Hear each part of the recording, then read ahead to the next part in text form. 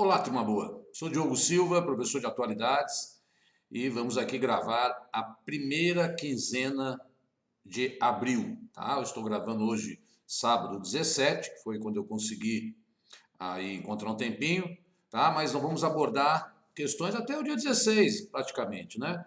Mas o foco é na primeira quinzena de abril. Tem um pequeno detalhe aqui, que a gente fica em casa devido à pandemia, fui mexer num lustre na luminária, né? E acabou que não sou da área, então já viu, né? Merda na certa. Caiu aqui, machucou. Então, para não ficar aparecendo, eu botei esse tapa machucado aí, tá? Mas, acidentes domésticos.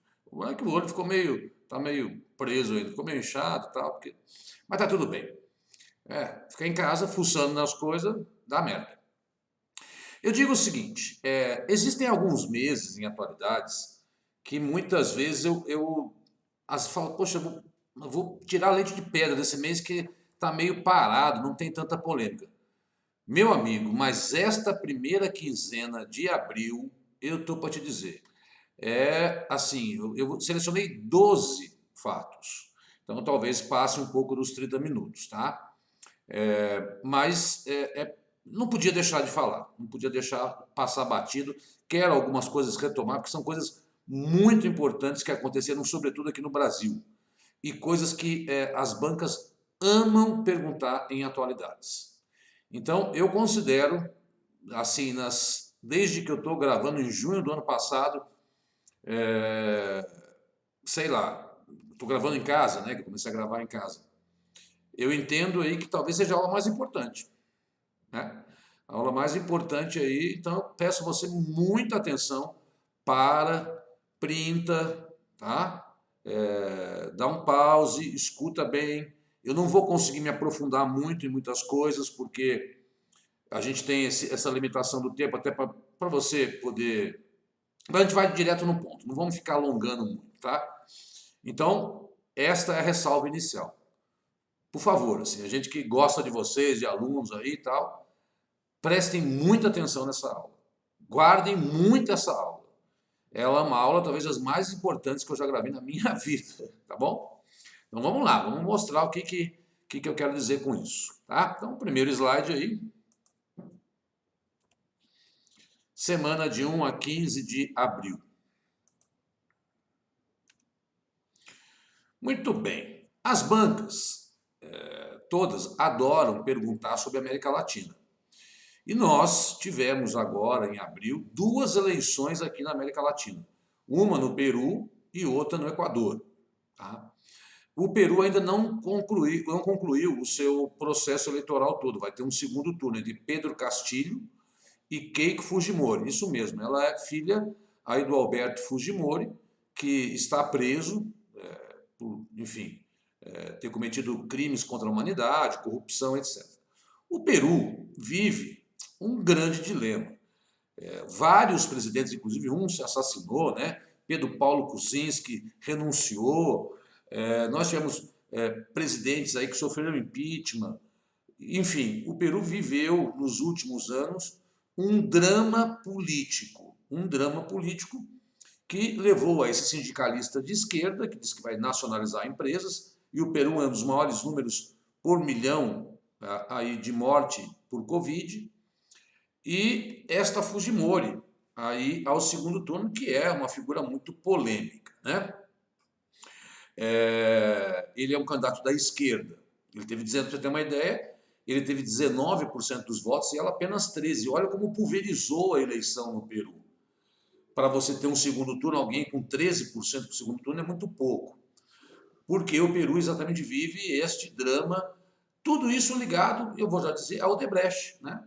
Foi encontrado um braço da Odebrecht em obras públicas que cometeram delitos de corrupção no Peru. Por isso ele vive esse drama. Nós não sabemos quem vai se eleger.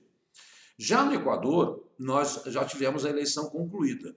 Venceu aí Guilherme Lasso, um cidadão aí que é do partido de centro-direita, e corria pela terceira vez, ele é um economista. Ele derrotou um economista que era apadrinhado do Rafael Correa, que é de esquerda. e que está escondido na Bélgica. Por isso que esse cara ganhou, porque esse cidadão que ganhou aí, de centro-direita, enfrentou o que a gente chama aí dessa indignação do povo equatoriano em relação à corrupção que Rafael Correa cometeu, um ex-presidente do Equador. Então, no Peru, nós temos uma populista e um cara de centro-esquerda, e no Equador nós temos, aí no Peru vai ter o segundo turno, e no Equador, Guilherme Lasso. É bom guardar esses nomes, tá?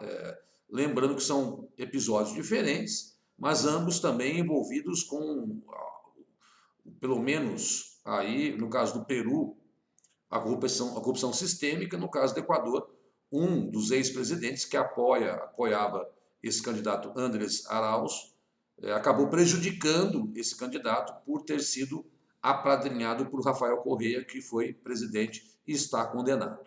Então, Peru e Equador, eu coloquei no mesmo slide, referente à América Latina, tá?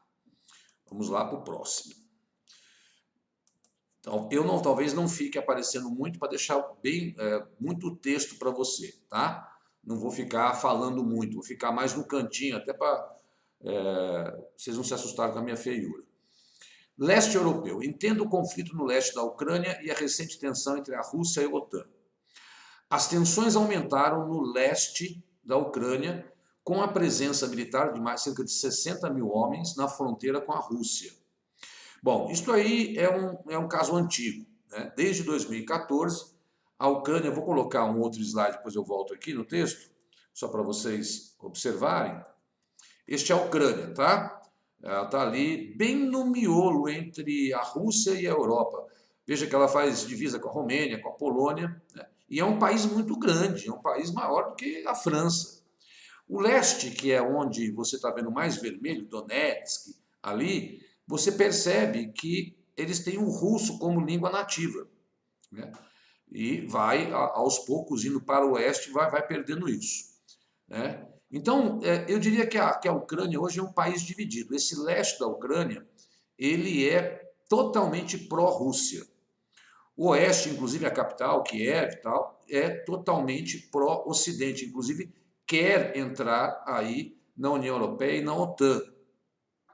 Eles vivem uma guerra civil que já teve um acordo de paz lá em 2015, teve um cessar-fogo, mas é um cessar-fogo meio cafona. Eles têm uma guerra que já matou mais de 15 mil pessoas. Quem é que participa dessa guerra? Esta província de Donetsk, que quer se separar da Ucrânia, né? Ela quer ficar pró-Rússia. E o presidente da Ucrânia, em 2014, era pró-Rússia. Como ele caiu, né, vou voltar para o outro slide, ele acabou, aí, como ele caiu, a Ucrânia acabou ficando mais pró-Europa. E a Rússia e o Putin têm dado várias demonstrações. Ele acabou recentemente de assinar um novo adendo à Constituição russa, que vai permiti-lo continuar como presidente até 2036. Só para você ter uma ideia. Ele mudou a Constituição e, como partiu do zero, e ele pode se reeleger por tantos X mandatos, ele poderia aí governar até 2036. Lembrando que ele está no poder desde 2000, o Putin. E com a chegada do Biden aí na presidência, vários países que não têm uma boa relação com os Estados Unidos começam a dar uma demonstração de força. E é o caso do Putin, o que os analistas entendem. Ele não invadiu a Ucrânia ainda, tá? Mas colocou tropas ali na fronteira, no leste, próximo. Por que ele tem esse interesse na Ucrânia, Diogo, né? Porque, como eu já falei, a Rússia ela abastece a Europa de gás. E todos os gasodutos da Rússia passam pela Ucrânia. Uma Ucrânia mais pró-europeia poderia interferir nessa exportação russa de gás. O presidente Zelensky pediu à OTAN que acelere a entrada no seu país dessa organização e que conceda ajuda militar para evitar qualquer eventual interferência russa na Ucrânia. Os Estados Unidos, e como foi a movimentação russa? Os Estados Unidos e a OTAN descreveram a situação com a maior concentração armada russa desde 2014, quando a Rússia já havia anexado a Crimeia. A Crimeia é da Rússia hoje, e foi lá naquele episódio de 2014 que a Rússia anexou esse território da Ucrânia. E, lendo a notícia, passou a apoiar separatistas do leste da Ucrânia. Desde o final de março, houve um aumento significativo na concentração de tropas russas perto da fronteira com a Ucrânia e na Crimeia, que pertence à Rússia, que a Rússia anexou, que já sofreu sanções. Diogo, o que seria eu teria que entender a partir daí? É um foco de tensão. Um foco de tensão que mistura com uma guerra civil que ocorre nesse país, entre separatistas pró-russos e governistas pró-Europa. Até agora, a coisa não aconteceu de fato. Mas toda essa movimentação russa na fronteira é um forte indício. Ok? Então, não é o caso de Mianmar, que nós já falamos repetidas vezes aqui em vários vídeos, que existe uma luta, né? Ou outras guerras civis que nós já contamos, por enquanto está só no campo das movimentações militares. Temos que ficar atento, tá bom? Então, vamos voltar. Aí o mapinha da Ucrânia, né? Novamente para você olhar, perceber a Crimeia ali, que já é russa. Depois você pega um mapa maior, eu sugiro, e dê uma olhada. O papel da Ucrânia na Europa é um grande fornecedor de alimentos, além dos gasodutos. E próximo. A situação está azedando mesmo com a Rússia, né? A Rússia vai ter eleições para o parlamento. Você sabe que ocorreram manifestações contra a prisão do Navalny, aquele que foi envenenado, e agora, essa semana, no dia 15 especificamente, Estados Unidos impõe sanções à Rússia por interferência em eleição e ataques virtuais. Com as novas sanções, instituições financeiras dos Estados Unidos não poderão comprar títulos de dívidas da Rússia. Joe Biden e Putin conversaram por telefone. Quais são os motivos que os americanos têm, inclusive expulsaram diplomatas russos dos Estados Unidos? A Rússia reagiu também, expulsou diplomatas americanos de lá. E os motivos são os seguintes, né? Ataque de hackers russos a agências governamentais e empresas dos Estados Unidos, SolarWinds, né, foi o alvo. A CIA avaliou que os russos ofereceram recompensas no Afeganistão a quem matasse soldados americanos. Daqui a pouco a gente fala um pouco do Afeganistão. A Rússia teria interferido nas eleições para auxiliar Donald Trump. Já havia essa denúncia na primeira eleição de Trump, né? Os russos, deixa eu sair daqui, dizem que vão agir pelo princípio da reciprocidade. E os europeus, com aliados dos Estados Unidos, esperam também que haja os Estados Unidos espera que haja uma ajuda da Europa nessa questão. Bom, o fato é o seguinte, o Biden está chegando e já demonstrou que tem preocupações com a China, nos avanços da China na Ásia, e está realmente preocupado com a postura do Putin, que era não declarado, mas quase, enfim, um aliado muito nítido do Trump. Então a relação está meio azeda, né? A gente pode entender isso como um começo de governo, e onde essas tensões, cada um quer mostrar aí a sua força. De todo modo, esta crise diplomática não é uma crise aberta de guerra declarada, mas é uma crise diplomática com sanções econômicas.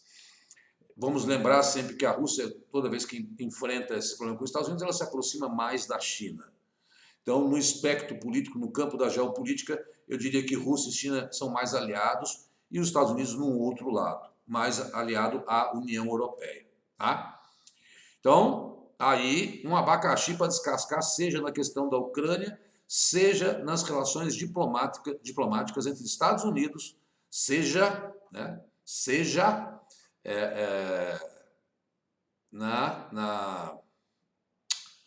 meu Deus, na relação diplomática Estados Unidos e Rússia. Tá? Então, temos essa questão para olhar e passar a olhar daqui para frente como é que vão se comportar as relações entre esses dois países. Muito bem, muito bem. Biden fez um anúncio histórico, né? Nós estamos em primeiro semestre de 2020, há 19 anos os americanos travam uma guerra no Afeganistão. Tudo isso em decorrência, 20º ano, né?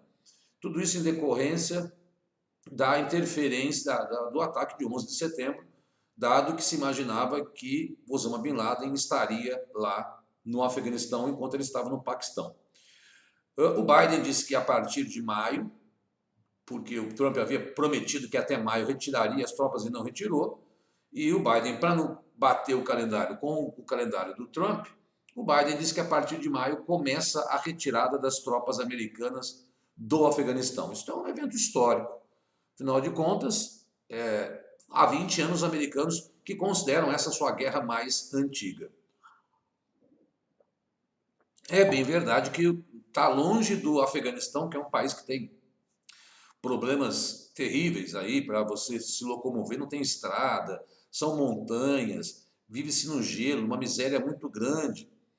E existe um grupo que disputa o poder com o governo, chamado Talibã, que é um grupo extremista, e que vive cometendo atentados contra o governo, ou seja, praticamente uma guerra civil dentro do Afeganistão.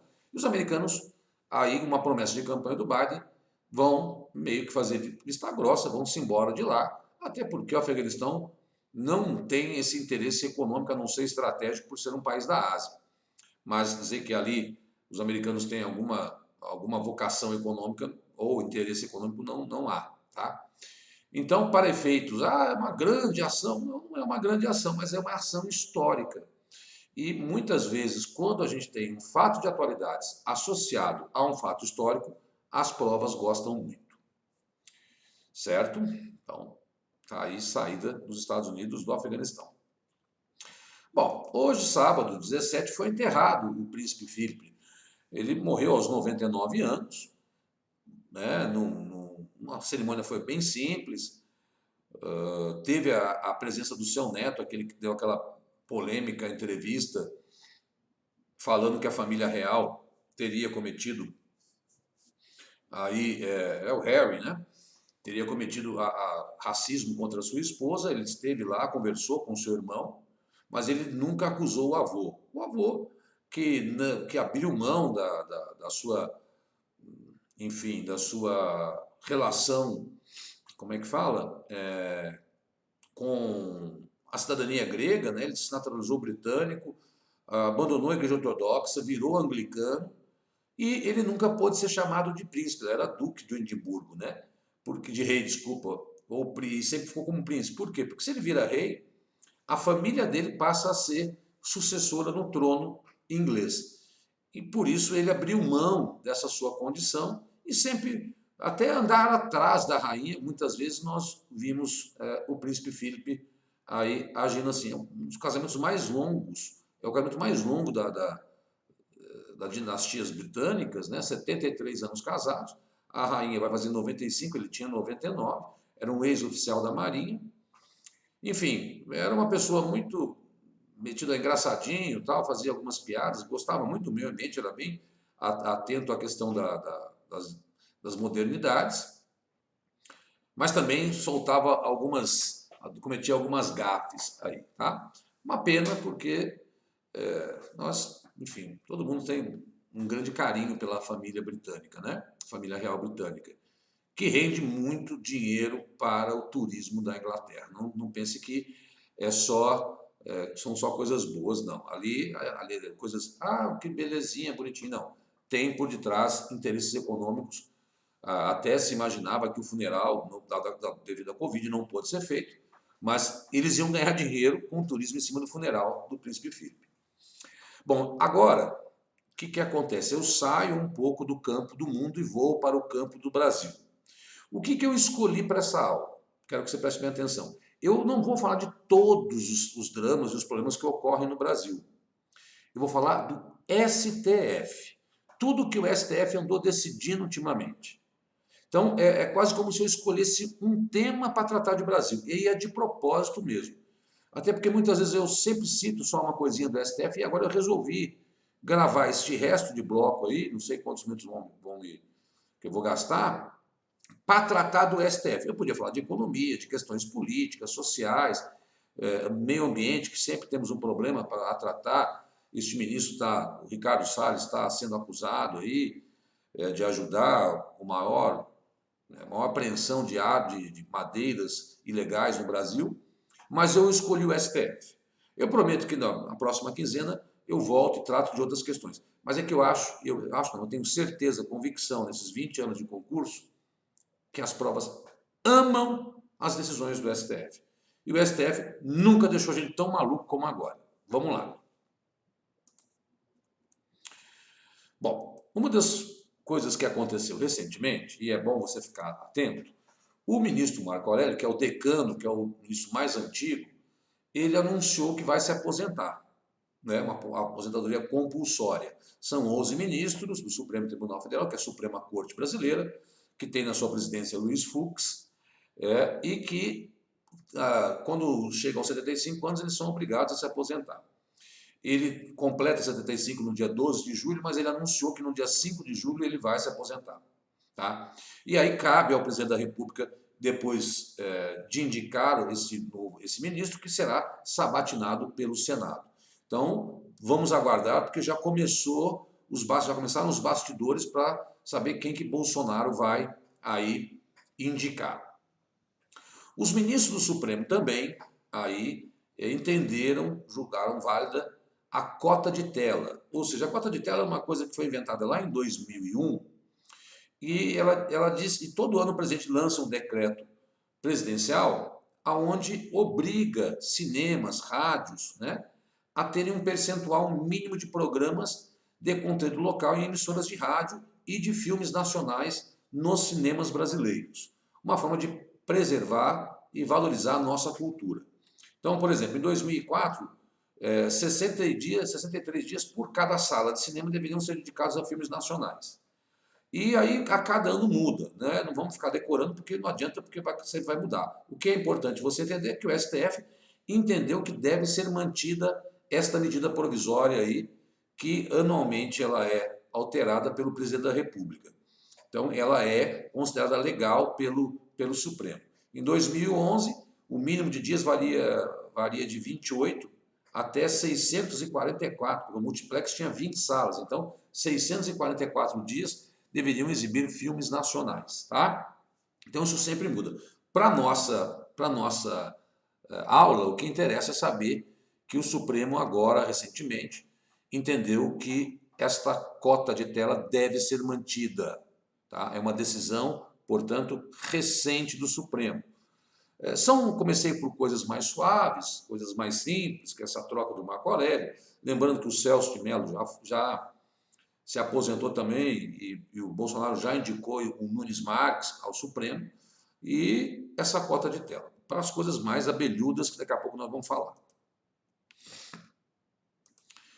Moraes pede vista e suspende julgamento no STF sobre decreto das armas. Textos foram editados por Bolsonaro e entraram em vigor na terça-feira, dia 16, após Rosa Weber ter suspendido trechos. Rosa e Fachin já votaram para confirmar essas suspensões. Veja bem, está errado o terça ali, né? Os decretos entraram parcialmente em vigor na terça 13. Isso porque, na segunda, dia 12, a ministra Rosa Weber suspendeu parte desses decretos, atendendo a um pedido da oposição. Agora o plenário vai julgar se mantém ou derruba essa decisão da Rosa Weber. Então, os decretos foram feitos pelo Bolsonaro para ampliar o comércio de armas e a Rosa Weber proibiu algumas coisas desse decreto. Foi ao plenário, porque foi uma decisão monocrática dela, os 11 devem ser ouvidos, mas o Alexandre de Moraes pediu vista. O que é pedir vista? Ele pediu mais tempo aí para analisar essa decisão. Então, deve continuar esse julgamento, vai continuar esse julgamento em breve, mas já está 2-0 daqueles que entendem que as decisões tomadas pela Rosa Weber em limitar os decretos sobre maior comércio de armas são legítimos. Então, a decisão dela já está 2-0, né? O que que ela falou? O que que ela disse? Olha, esse decreto, deixa eu voltar aqui, desculpa. O que que ela disse? Olha, o decreto, ele fragiliza o Estatuto do Desarmamento. Vamos ler a fala dela. Inúmeros estudos nacionais e internacionais, públicos e privados, apoiados por expressiva maioria da comunidade científica mundial, revelam uma inequívoca correlação entre a facilitação do acesso à população às armas de fogo e o desvio desses produtos para organizações criminosas, milícias e criminosos em geral, por meio de furto, roubo ou comércio clandestino, aumentando ainda mais os índices gerais de delitos patrimoniais de crimes violentos e homicídios. Ou seja, o que ela está dizendo? Ela está dizendo que quanto mais as pessoas compram armas, mais facilidade o criminoso tem de ter acesso a essas armas. Tá? Então, essa é um dos argumentos que ela baseou a sua decisão por limitar este decreto assinado por Bolsonaro. Bom, o que eu quero mostrar para você? Eu quero mostrar para você, e aí é a hora que eu quero que você printe, tá? O que está em vigor. Aqui não dá tempo, tá? Eu não vou. E não é o caso. Para quem está prestando provas para cadeiras policiais, eu sugiro que leia isso com muita atenção. Aqui está uma listinha, então você vai dar um print agora, tá? Na tela, pum, parou, e você vai ler o que está em vigor, o que está valendo. Então, por exemplo, membros das Forças Armadas podem adquirir insumos até 5.000 cartuchos, Poder Judiciário e Ministério da Receita estão autorizados a comprar armas, né? Colecionadores e caçadores poderão portar uma arma de fogo de porte do seu acervo municiada, desde que tenha lá os CACs, retira a proibição de colecionador de armas semiautomáticas, enfim, algumas das decisões. O que a Rosa Weber proibiu? Próximo slide. Tá aqui, ó. Aqui as regras que ela suspendeu do decreto do Bolsonaro. Então, novamente, vou sair daqui. Minha sugestão, dá um print. Imprime, estuda, decora, lê. E mesmo sabendo que isso está para ser decidido. Mas a tendência é que o Supremo mantenha esses artigos, essas regras suspensas pela Rosa Weber. Tá? Então, vamos citar algumas. Autorizar, vamos pegar aqui, ó. Prática de tiro desportivo para adolescente a partir de 14 anos de idade. Isso está proibido. Validade de porte de armas para todo o território nacional. Porte simultâneo de até 2 armas de fogo por cidadãos. E uma das coisas é possibilidade de aquisição de até 6 armas de fogo. E 8 para agentes estatais. Então, essas são as regrinhas que ela proibiu. Tá certo, a gente não pode bater o martelo e dizer, olha, vai ser assim. Mas é muito provável que o Supremo acate essas regrinhas que a Rosa Weber aí indicou. Existe no Congresso Nacional uma proposta para regularizar tudo isso, mas o próprio Congresso esperou a decisão do Supremo para decidir se vai fazer uma nova lei sobre armas ou não. Eu sei que isso é extremamente polêmico, eu não estou aqui para dizer se sou a favor ou contra, a nossa posição sempre é em alertá-los para não entrar nesse imbróglio, e sim procurar entender o que a notícia está dizendo, enfim, porque é uma decisão importante do Supremo que está por acontecer. Beleza? Então, você faz o seguinte, você dá um print naquilo que pode e naquilo que foi suspenso. Lembrando que Alexandre de Moraes pediu vista para decidir sobre esse decreto. Muito bem. Por 9-2, outra polêmica, a STF decide que estados e municípios podem restringir cultos e missas na pandemia. O plenário julgou o pedido do partido PSD, que pedia a derrubada do decreto de São Paulo, que proibiu cultos e missas. Agora parece que vai flexibilizar, né? Eu não li ainda, mas vai voltar, algumas coisas vão poder voltar. Muita gente criticando, porque não sabe se foi 9-2. Quem achava que poderia, estava liberado, era o Nunes Marques e o Dias Toffoli, entendiam que não, que os estados e municípios não podiam aí proibir. Mas a maioria do Supremo entendeu que sim, os estados e municípios, desde o começo da pandemia, que estão decidindo quais são as melhores medidas a serem tomadas nessa situação de caos que vivemos. Tá? Então, dependendo do estado, se as coisas andarem bem, a vacinação, o número de casos, o número de leitos, eles podem liberar com mais facilidade cultos e missas, né?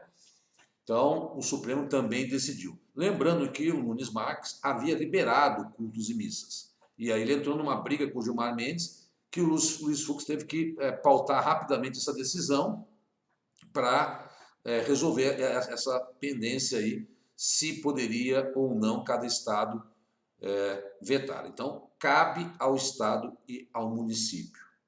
O Nunes Marques havia liberado geral, foi 9-2 o placar.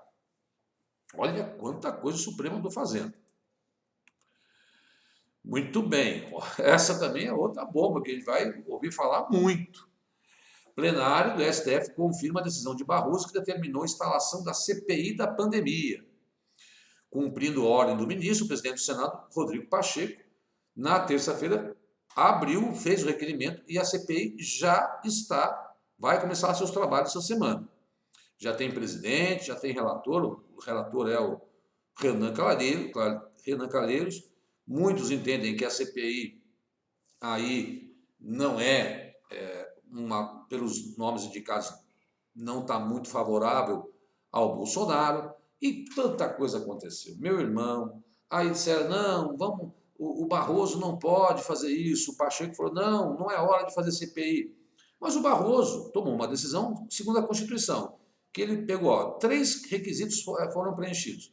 Assinatura de 1/3 dos integrantes da casa, então, tinha-se lá, são 81 senadores, 31 assinaram o pedido de criação, né? Eram exigidos 27, então, por conta disso, é um pressuposto da Constituição, indicação de um fato determinado a ser apurado e definição de prazo certo para a duração. Então, havia quesitos constitucionais que o Barroso falou, olha, eu não tô querendo perseguir Bolsonaro ou não, e Bolsonaro entendeu que sim. É óbvio que a gente sabe que no campo da política ninguém é isentão assim. Mas os senadores deram a deixa para que ele tomasse essa decisão, né? 31 assinaram, era preciso 27. Aí teve aquela conversa dele com o Cajuru, que vocês devem ter visto. Aí ele falou, não, eu quero que estados e municípios também sejam investigados, porque para saber se roubaram o dinheiro que eu enviei pelas decisões do Rodrigo Pacheco, que é o presidente do Senado, dinheiro que saiu da União e foi para Estado, se tiver denúncia de roubo, será investigado também nessa CPI. Vamos ver o que ela vai dizer. A CPI a gente sempre sabe como começa, nunca sabe como termina. Essa frase é de Ulisses Guimarães. E é muito sábia. Eu sei como está começando. Vamos investigar, sei quem são os atores dessa CPI, sei qual é o tema, mas o que ela vai dar, o próprio Ulisses Guimarães já dizia isso, que sabe como começa, mas não sabe como termina, né? Então, tá aí essa CPI montada, até porque o Barroso tomou essa decisão monocrática e o plenário do Supremo, aí por 10-1, entendeu que o Barroso estava certo e que deveria sim abrir essa CPI, tá? Então, isso está gerando sérios debates na política brasileira, porque o judiciário estaria interferindo no legislativo, mas o fato, como eu repito, houve este precedente dessa assinatura de 31 senadores e tem que ser feita. Ele não queria fazer, o Rodrigo Pacheco, como foi por causa mais uma crise política em plena crise epidêmica aí, né? Então a CPI está rolando, o primeiro, assim como foi o da Rosa Weber, há decisões monocráticas que vão ao plenário. O Barroso decidiu e foi ao plenário. O plenário deu ganho de causa ao Barroso. Então a CPI está rolando. Você está percebendo que eu já estou quase em 35 minutos, mas é porque é o babado, é um babado. E logo já venho com o último babado, né? A CPI está rolando, vamos aguardar o que vem dela. E o último babado, que ainda, né? Deixa eu ver se esse aqui é o último. Também todo mundo deve ter visto Por 8 votos a 3, o Supremo rejeita recurso da Procuradoria-Geral da República que queria tentar reverter a anulação das condenações de Lula. E, por 8 a 3, os ministros entenderam que, no caso do triplex, não poderia ser tomado. Não, são duas coisas diferentes, muita calma nessa hora. O que eles decidiram na quinta-feira foi que, no caso do triplex, não cabe ao Tribunal Regional lá de Curitiba, Justiça Federal do Paraná, julgar. Cabe a Brasília. O Alexandre de Moraes acha que cabe a São Paulo, porque o triplex é no Guarujá, o sítio é em Atibaia, os outros processos que Lula tem, que são em São Bernardo, ainda vão ter que decidir isso. Tá? Então, com isso, como foi tudo para estaca zero, vai ter que começar tudo de novo em Brasília, não existe mais condenação do Lula nesse caso. Logo, não tendo condenação, ele não entra na ficha limpa. Logo, não entra na ficha limpa, Lula pode ser candidato. Ocorre que ainda está para ser decidido, apesar da segunda turma já ter decidido que o Moro foi suspeito, que ele não poderia julgar, que é uma outra coisa. Primeiro qual instância que pode julgar. Isso já está decidido, não pode ser Curitiba no caso do triplex. E o Moro é suspeito nos outros processos? A segunda turma entendeu que sim, mas também vai a plenário. Então nós vamos ter que aguardar para ver se o plenário vai entender que o Moro é suspeito para julgar os processos. E aí tem um juridiquês que eu não quero conversar com vocês, deixa aí para as pessoas de constitucional passar essas informações para vocês. Mas veja, quanta coisa importante o Supremo decidiu recentemente. A questão dos cultos, a questão do decreto de armas, a questão da CPI, a questão do Lula ser inocentado no caso do triplex. E ainda tem outros debates, porque já se fala em impeachment de ministro do Supremo.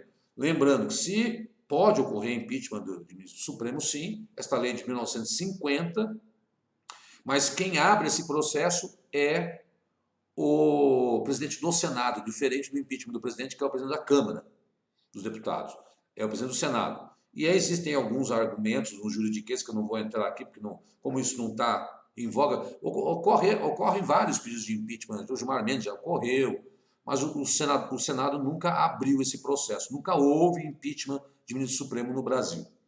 Mas esse debate também está acontecendo nos bastidores de Brasília. Então eu optei, nesta aula, para falar do Supremo. Tá? Tem muita coisa para falar, o Supremo toma decisões todo dia, eu peguei aquelas que são mais importantes. Por isso eu me alonguei muito no tempo da aula. Mas como eu falei, eu estou sendo bem calmo, não estou bem sereno aqui, falando bem devagar, pedindo para você dar print. É uma das aulas mais importantes de atualidades que eu já dei aqui nas minhas gravações. Tá bom? Se cuida, fica com Deus. Boa segunda quinzena de abril e a gente volta no final do mês para abordar e, quem sabe, tocar em alguns desdobramentos que ocorreram decorrente dessas ações que eu estou falando agora. Mas passem a acompanhar com bastante calma e anotando todas as decisões do Supremo Tribunal Federal. Forte abraço, eu sou Diogo Silva de Atualidades, contem sempre comigo aí. Tchau, tchau.